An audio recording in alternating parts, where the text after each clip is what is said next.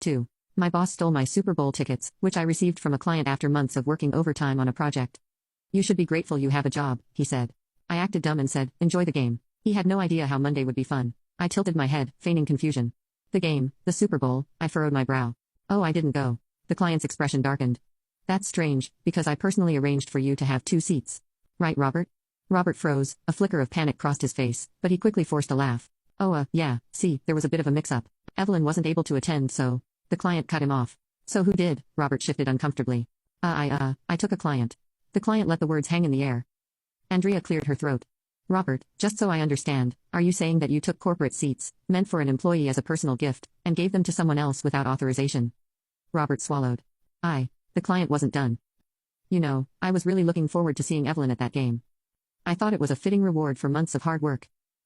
But imagine my surprise when I learned she never even got them. Robert opened his mouth, closed it, opened it again. Andrea turned to me. Evelyn, did Robert inform you of any corporate policy that would have required you to surrender those tickets? I shook my head, keeping my voice even. No, he just told me they were his now. The room tensed. Andrea exhaled sharply. Robert, you do realize that you not only violated internal ethical standards, but also committed what is essentially corporate theft, correct? Robert went pale. The client leaned back, shaking his head. I don't think I can continue working with someone who would undermine his own team like this. Robert jolted upright. Wait, let's just. The client turned to Andrea. I trust you'll handle the internal response. She nodded, her expression unreadable. Effective immediately. Robert knew he wasn't just in trouble, he was finished.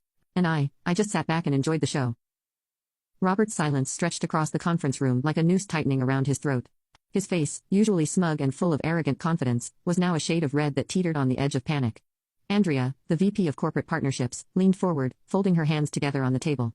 Her voice was smooth, but laced with authority. Robert, you do understand what this looks like. His Adam's apple bobbed as he swallowed. He understood. The client exhaled, shaking his head. This isn't just about the tickets, Robert. It's about trust, about professionalism, about knowing that when I choose to work with someone, they're not going to screw over their own employees for personal gain. Robert's jaw clenched, his fingers twitched against the table.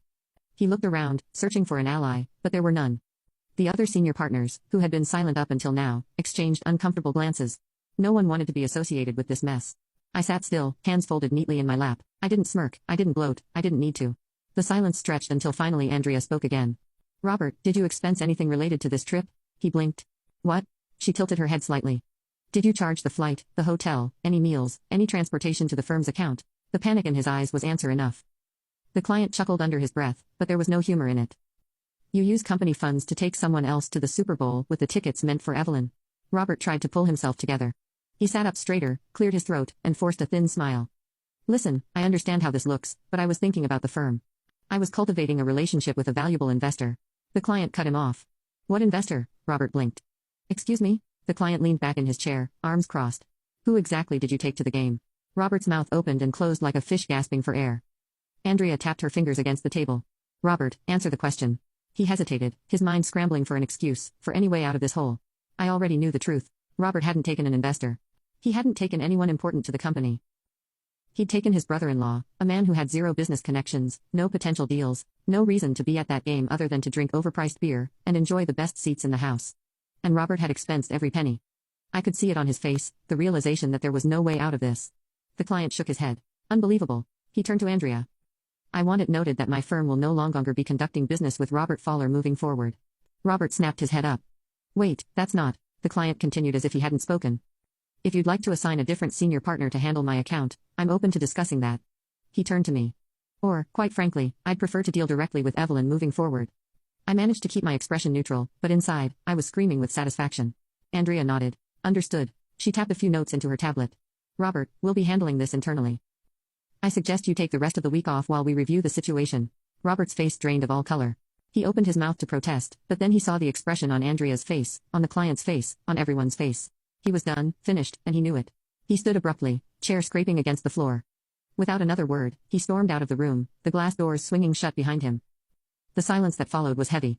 Finally, the client turned to me, his expression softened. Evelyn, I want to apologize. I should have made sure you got those tickets personally. I shook my head. You had no way of knowing, and honestly, I glanced at the door Robert had just walked through. This worked out better. He chuckled. I like the way you think. Andrea smiled, then slid a document across the table. Evelyn, since you're already the one doing most of the work on this account, I'd like to formally offer you a promotion. My breath caught. A promotion. I stared at the document in front of me, a significant salary increase, more authority, a title that put me on par with the very people who had dismissed me before. I swallowed, lifting my gaze to meet hers. Are you serious? She smiled. Absolutely, you've more than earned it. I exhaled, a slow grin spreading across my face. Then I accept. The client stood extending a hand to me. Glad to hear it. And Evelyn? Yes. Next time I get Super Bowl tickets, they'll be sent directly to you. I laughed, shaking his hand. Robert thought he stole my reward. Instead, he handed me everything I ever wanted. And the best part? Monday was just getting started. By the time I walked back to my desk, the entire office was buzzing. People were whispering, side-eyeing me, side-eyeing Robert's empty chair in the corner office. News traveled fast in corporate circles, and when a senior partner stormed out of a conference room, looking like he had just seen a ghost, people noticed. I sat down, trying to suppress the smirk tugging at my lips. My inbox exploded with emails, congratulations, messages of support, even a few shocked, what just happened, pings from colleagues, who had only caught bits and pieces of the drama. And then, a text from Robert, what the hell did you do? I stared at it for a second before typing back, me. Not sure what you mean, I thought you were making moves. I waited. No response, of course. I let out a slow breath, glancing at the newly signed promotion letter on my desk. I had won, but Robert wasn't done with me yet.